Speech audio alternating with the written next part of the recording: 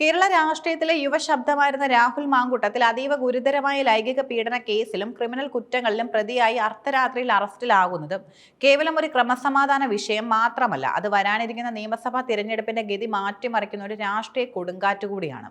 KPCC നേതൃത്വത്തിൽ വലിയ അഴിച്ചുപണികൾ ആസാനമായിരിക്കെ, പ്രത്യേകിച്ചും ഷാഫി പറമ്പിൽ MP-യുടെ നേതൃത്വത്തിലേക്ക് പാർട്ടി നീങ്ങുമ്പോൾ ഉണ്ടായ ഈ അറസ്റ്റ് രാഷ്ട്രീയ ഗൂഢാലോചനയാണോ അതോ കൃത്യമായ തെളിവുകളുടെ അടിസ്ഥാനത്തിലുള്ള നടപടിയാണോ എന്ന ചർച്ചകൾ സജീവമായിരിക്കുകയാണ്. പാലക്കാട്ടെ KPM റീജൻസി ഹോട്ടലിൽ നിന്നും പുലർച്ചെ 12:30ഓടെയാണ് രാഹുലിനെ പോലീസ് സംഘം പിടികൂടിയത്. വിവരങ്ങൾ ചോരാതിരിക്കാൻ അതീവ രഹസ്യമായാണ് ഈ ഓപ്പറേഷൻ ആസൂത്രണം ചെയ്തത്. ഷൊർണൂർ DYSPയുടെ നേതൃത്വത്തിലുള്ള 8-അംഗ സംഘം ഹോട്ടലിൽ എത്തുമ്പോൾ രാഹുൽ തന്റെ 2002 എന്ന നമ്പർ മുറിയിലായിരുന്നു. വിവരങ്ങൾ പുറത്തു പോകാതിരിക്കാൻ ഹോട്ടൽ റിസപ്ഷനിലുള്ളവരുടെ മൊബൈൽ ഫോണുകൾ വരെ പോലീസ് പിടിച്ചെടുത്തു. രാഹുലിന്റെ പേഴ്സണൽ അസിസ്റ്റന്റും ഡ്രൈവറും പുറത്തുപോയ സമയം കൃത്യമായി മനസ്സിലാക്കിയായിരുന്നു പോലീസിന്റെ ഇടപെടൽ. വാതിലിൽ തട്ടിയിട്ടും ആദ്യം തുറക്കാൻ കൂട്ടാക്കാതിരുന്ന രാഹുൽ കസ്റ്റഡി രേഖപ്പെടുത്താൻ വന്നതാണെന്ന് പോലീസ് ഉറപ്പിച്ചു പറഞ്ഞതോടെയാണ് വഴങ്ങിയത്.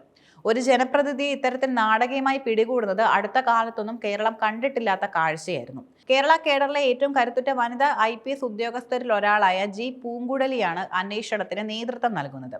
ഹേമ കമ്മിറ്റി റിപ്പോർട്ടുമായി ബന്ധപ്പെട്ട കേസുകളിലെ നോഡൽ ഓഫീസർ കൂടിയായി ഇവരുടെ മുന്നിൽ രാഹുലിന്റെ ആത്മവിശ്വാസം തകരുന്ന കാഴ്ചയാണ് പത്തനംതിട്ട AR ക്യാമ്പിൽ കണ്ടത്. ചോദ്യം ചെയ്യലിന്റെ ആദ്യഘട്ടത്തിൽ അതീവ ആത്മവിശ്വാസത്തോടെയും പുഞ്ചിരിയോടെയും ഇരുന്ന രാഹുൽ യുവതിയുടെ ആരോപണങ്ങൾ രാഷ്ട്രീയ പ്രേരിതമാണെന്ന സ്ഥിരം വാദമാണ് ഉയർത്തിയത്. എന്നാൽ പൂങ്കുഴലിയുടെ പക്കൽ ഇതിനുള്ള മറുപടി മുൻകൂട്ടി തയ്യാറാക്കിയ ഡിജിറ്റൽ തെളിവുകളായിരുന്നു. അതിജീവിതയുമായി രാഹുൽ നടത്തിയ സ്വകാര്യ സംഭാഷണങ്ങളുടെ സ്ക്രീൻഷോട്ടുകൾ പോലീസ് പുറത്തുവിട്ടു.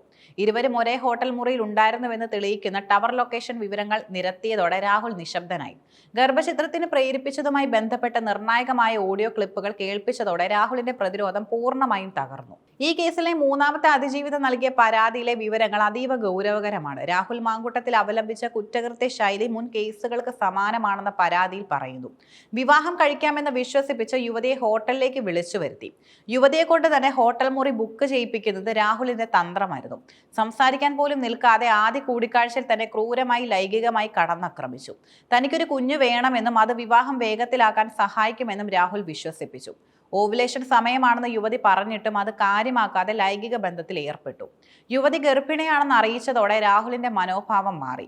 അസഭ്യം പറയുകയും ക്രൂരമായി മർദ്ദിക്കുകയും ചെയ്തു. അശാസ്ത്രീയമായ രീതിയിൽ ഗർഭചിത്രം നടത്താൻ കടുത്ത സമ്മർദ്ദം ചെലുത്തി. പാലക്കാട് ഫ്ളാറ്റ് വാങ്ങി നൽകണമെന്നാവശ്യപ്പെട്ട് യുവതിയെ സാമ്പത്തികമായും ചൂഷണം ചെയ്തു. പരാതിയുമായി മുന്നോട്ട് പോയാൽ കുടുംബത്തെ ഇല്ലാതാക്കുമെന്ന് വധഭീഷണി മുഴക്കുകയും ചെയ്തു.